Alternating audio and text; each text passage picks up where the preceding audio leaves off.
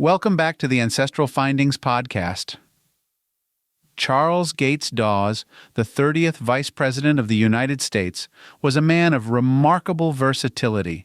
A banker, diplomat, military general, composer, and Nobel Prize laureate, Dawes led a life filled with public service and personal achievements that set him apart from many of his peers. His legacy extends beyond politics, reaching into finance, international diplomacy, and even popular music.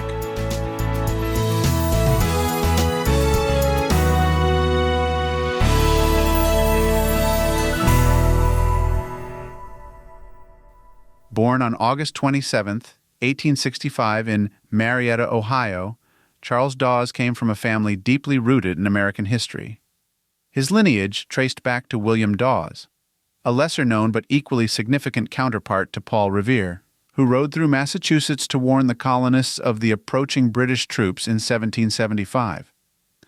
This connection to early American patriotism would set the stage for Charles Dawes's lifelong commitment to public service.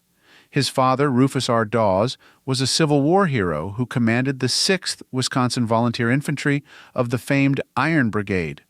Rufus was deeply involved in post-war civic engagement and later served as a U.S. representative from Ohio. His mother, Mary Beeman Gates Dawes, came from a family of influence as well, further cementing the Dawes family's standing in American society.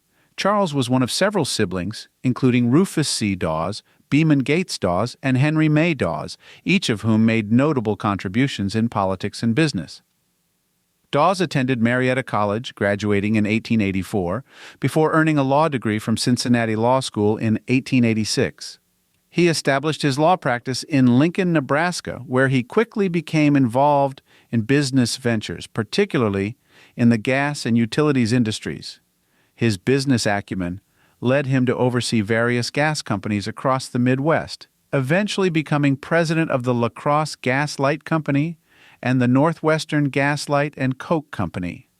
Dawes' political connections began to form when he managed the Illinois campaign for William McKinley's successful presidential run in 1896. His efforts led to his appointment as the Comptroller of the Currency in 1898, where he implemented reforms to expand banking access in smaller towns, ultimately increasing the number of local banks across the country.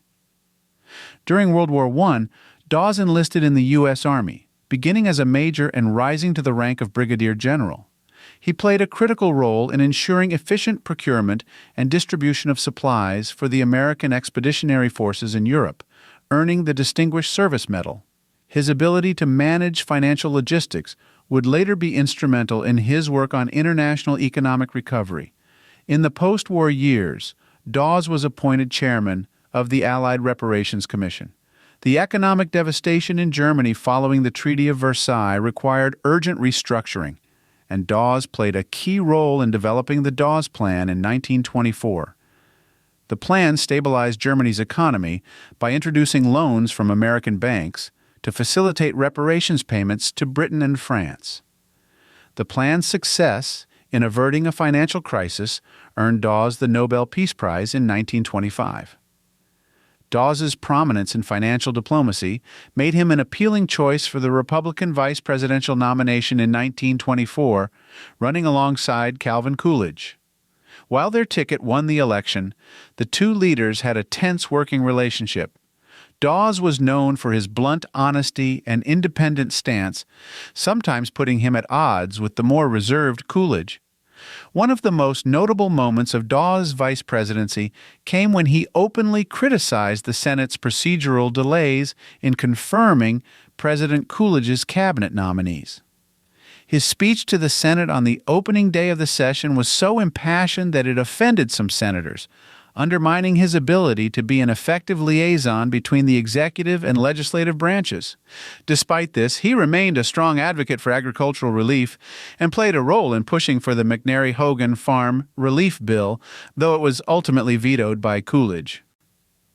Following his term as vice president, Dawes continued in public service as the U.S. ambassador to the United Kingdom from 1929 to 1931. During his tenure, he worked to strengthen Anglo-American relations, but resigned in 1932 to return to the banking industry. He became chairman of the City National Bank and Trust Company in Chicago, a position he held until his death.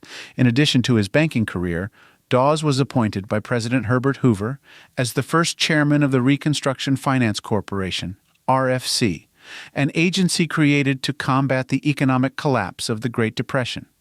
Under his leadership, the RFC provided emergency loans to struggling banks, railroads, and other industries. However, political obstacles limited the agency's success, and Dawes stepped down after a brief tenure. Perhaps the most unexpected aspect of Dawes' legacy is his contribution to music. A self-taught pianist, he composed melody in a major in 1912.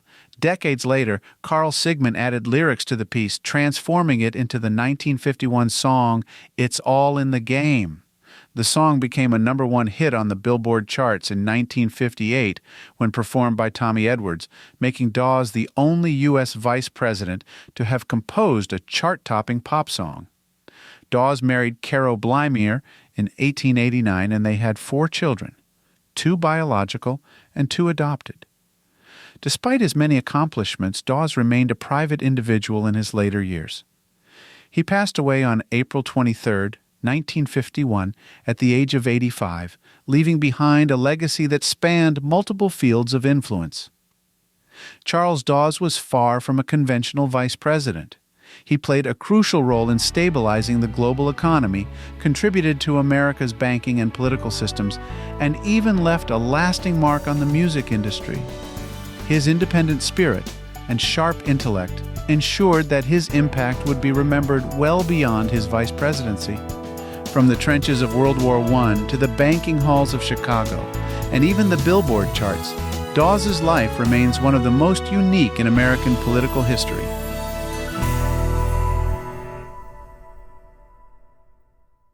Thank you for tuning into the Ancestral Findings podcast.